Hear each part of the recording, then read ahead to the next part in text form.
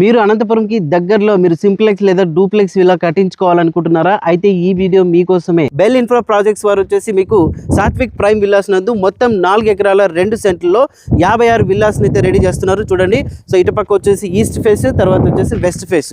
So మొత్తం ఇటుపక్క 28 villas, ఇటుపక్క 28 విల్లాస్ ని రెడీ చేస్తున్నారు. టోటల్ అంతా కూడా అహుడా అప్రూవ్డ్ లేఅవుట్ అనమాట.